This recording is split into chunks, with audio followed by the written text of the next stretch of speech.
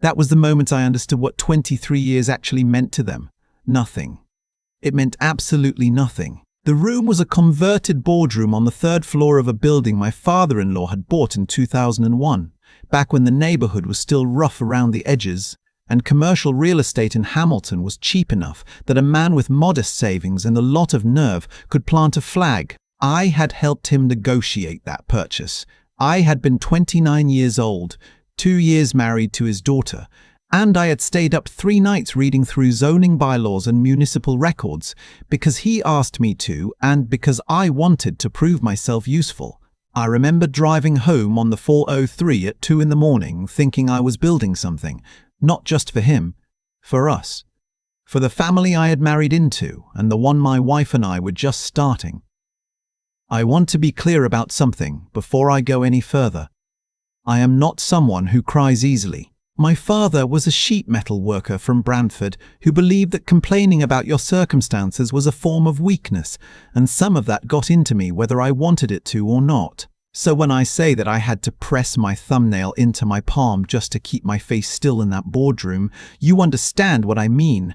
My father-in-law stood at the head of the table and announced that his son, my brother-in-law, who had spent the previous 4 years working at the company in a loosely defined role that seemed to involve a lot of long lunches and almost no accountability, would be taking over as general manager of operations, effective the 1st of the month. My position, the position I had built from a title that barely existed into the backbone of a company that now employed 61 people and held supply contracts with 3 provincial ministries and a federal infrastructure program out of Ottawa. He did not speak to me privately first. He did not pull me into the hallway. He announced it the way you announce a change to the coffee supplier. Then he looked around the room at the 11 people seated there, and his eyes passed over me the way you pass over furniture. I shook my brother-in-law's hand afterward because that is what you do. His grip was soft. He smelled like he had already been celebrating. I walked back to my office, closed the door behind me, and sat down at my desk. My name was on everything. I should tell you how I got there because none of what happened later makes sense without it. I met my wife at a mutual friend's birthday party in Burlington in the late 90s. She was finishing her nursing degree and working weekends at a restaurant near the lake. I was doing logistics coordination for a small import company and trying to figure out what I actually wanted to do with my life. We dated for a year and a half before I proposed. We were married on a September afternoon at a church hall in Ancaster with 62 people and a cash bar because that was what we could afford. Her father ran a small general contracting business at the time, maybe 8 employees. He did renovations, light commercial work, the occasional municipal tender. He was a self-made man in the way that certain men of his generation were self-made, through stubbornness and relationships, and a willingness to work hours that would break most people. I respected him genuinely. I still think about that sometimes. About a year and a half into our marriage, he asked me if I would come on board to help with what he called the paperwork side of things. What he meant was the company had grown faster than his systems could handle. They were losing money on jobs because nobody was tracking costs properly, and he did not entirely trust the person he had hired to sort it out. I said yes. I took a small pay cut from what I had been making to do it. Within 18 months, I built a proper operation structure, job costing, subcontractor management, a procurement process that cut material waste by about a third. We started pursuing government tenders because I had figured out, by reading every RFP I could find, that the margins were more predictable and the payment timelines, while slow, were reliable in a way that private clients often were not. I had no background in this specifically. I just read everything and asked questions and built relationships with the people on the other side of those contracts until they trusted me enough to pick up the phone when I called. The company grew, new hires, a second yard, a partnership with a civil engineering firm in Guelph that opened up infrastructure work we would never have been positioned for otherwise. By the time my son was in grade school and my daughter was starting kindergarten, the company had gone from 8 employees to over 40 and the revenue had roughly tripled. My brother-in-law joined the company around the time we crossed 50 employees. He was in his early 30s by then. He had tried a few things. A retail venture that didn't survive its second year, some kind of consulting work that nobody seemed able to describe clearly. His father gave him the title of Business Development Manager, which in practice meant he attended trade shows, played a lot of golf with clients, and occasionally forwarded me emails asking if we could fast-track bids for people he had met at those trade shows. He was not a bad person. I want to say that clearly. He was not malicious. He was just someone who had never been required to build anything and so had never learned how. The difference between us was not intelligence or ambition in the abstract. It was that I had spent 23 years learning in very specific detail how this particular business worked from the ground up, and he had spent 4 years being present in it. But he had the right last name. I sat in my office for a long time after the meeting, long enough that my assistant knocked on the door to ask if I needed anything. I told her I was fine. I thought about calling my wife. I decided to wait until I was home. I pulled up the contact database I had built and maintained for the better part of a decade. Every procurement officer at every government agency we worked with, every Ministry of Infrastructure contact, the project leads at Public Services and Procurement Canada, the regional coordinator at the Federal Housing Initiative we had just signed a 3-year agreement with, their direct lines, their email addresses, their preferred methods of communication, who liked to talk on the phone and who only responded to formal correspondence, who would pick up for me at 7:30 in the morning and who needed a week's notice for a meeting. None of that was proprietary in any legal sense. Those were relationships I had built. Those people knew me. They did not know the company. They knew me. I also thought about the systems, the job costing templates I had built from scratch, the subcontractor rating framework I had developed after a difficult project in Mississauga nearly cost us a ministry contract, the tender tracking spreadsheet that had every active government procurement in our categories flagged with submission deadlines, key contacts, and my notes on each agency's past decisions. I had built all of it, I had documented all of it, and I had saved all of it, at various points, to my personal drive, because that is how I work. I back things up everywhere because I have a deep and abiding distrust of systems I do not personally control. I am not going to pretend I did not think strategically in that room. I did. I thought very clearly. I gave it 3 days, not because I needed time to decide.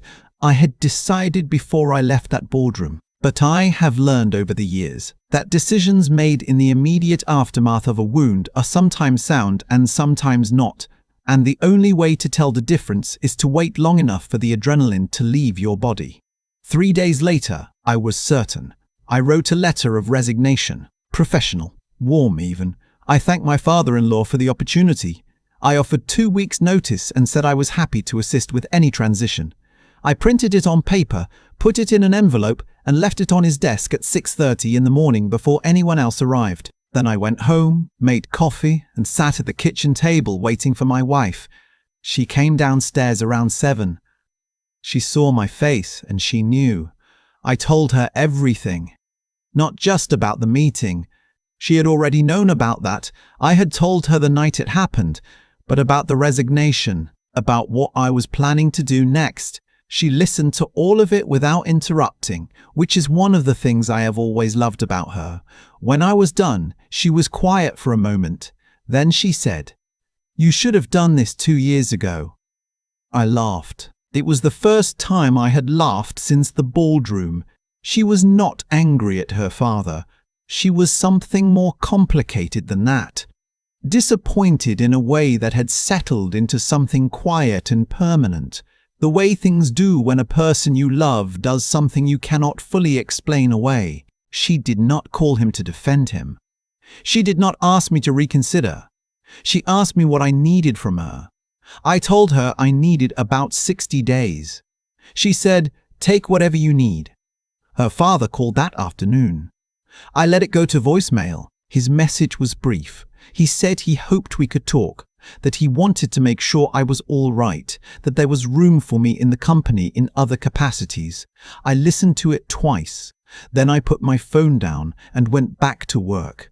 I had registered a numbered company the previous autumn. This is not as dramatic as it sounds. I had been thinking about branching out independently for a couple of years, not out of any dissatisfaction, or not primarily that, more because I had built enough relationships and enough knowledge that I believed I could sustain something on my own, and there is a point at which that belief becomes hard to ignore. I had mentioned it to my wife once or twice in the abstract. I had not mentioned it to anyone at the company. The numbered company had no activity. It was just a shell, registered with the Ontario government, sitting there. A placeholder for a possibility I had not yet committed to. Now I committed to it. I spent the first 2 weeks of my notice period doing exactly what I had offered.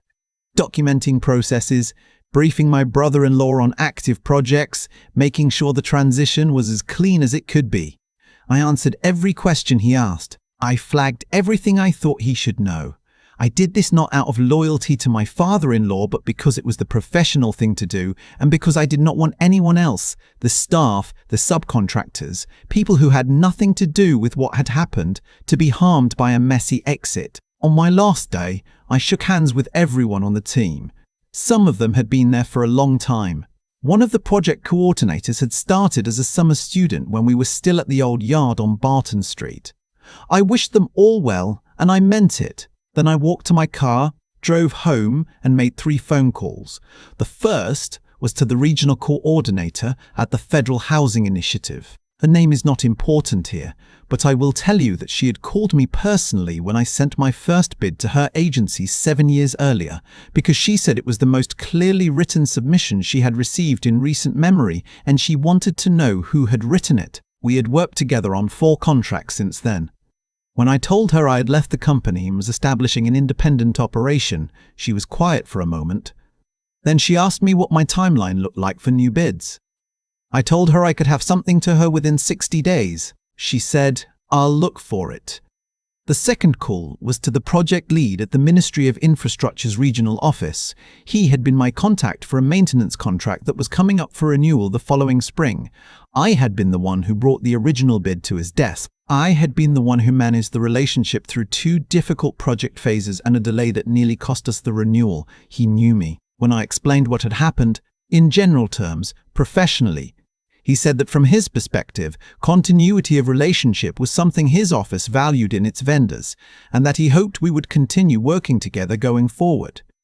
I said I hope so too. The third call was to a former colleague who ran a small civil works firm in the Waterloo region.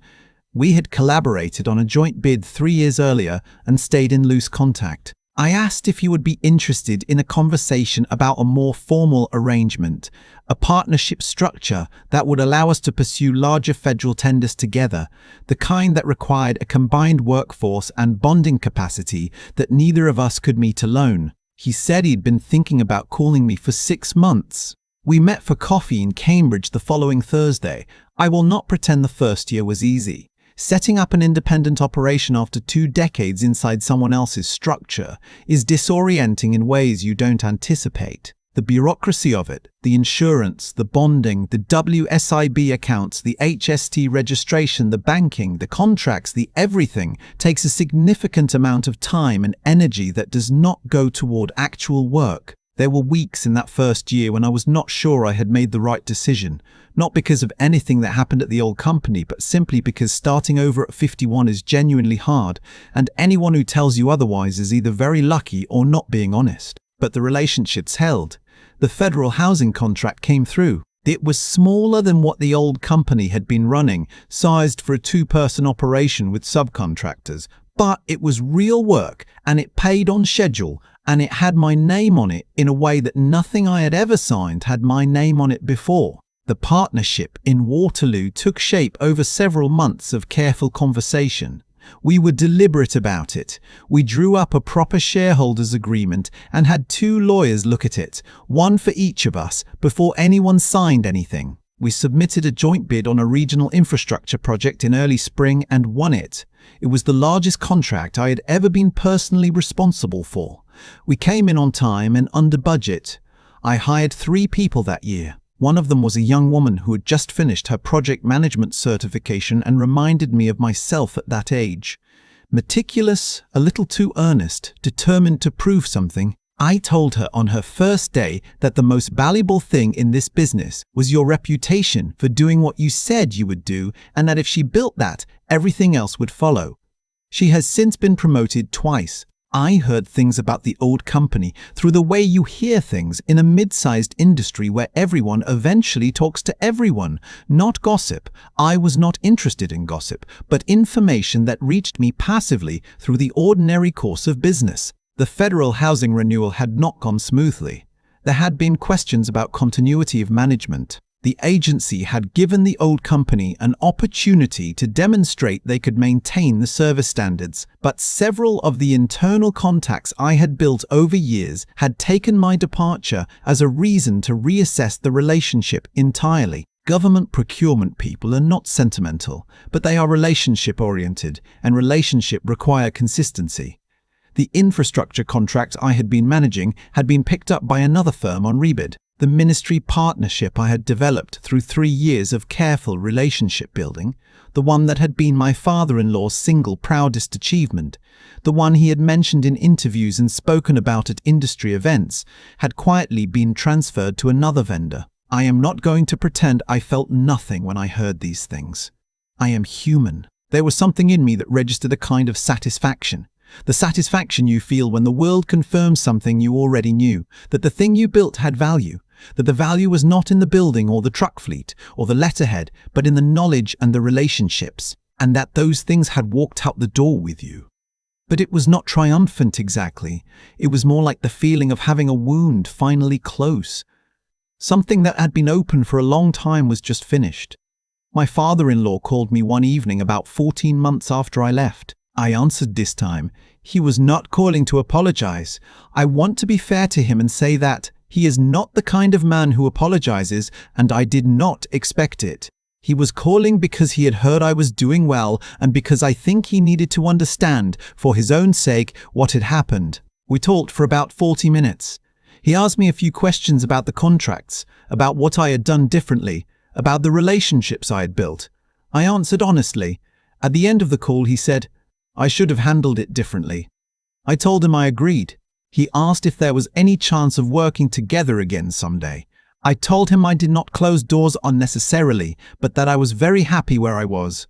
We said goodbye, and I have not spoken to him since.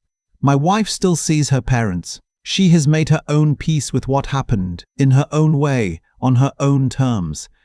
She has never asked me to soften my position or change my story. On the anniversary of the day I resigned, she brought home a bottle of Ontario ice wine, the expensive kind, from a vineyard near Niagara-on-the-Lake that we had visited on our first anniversary.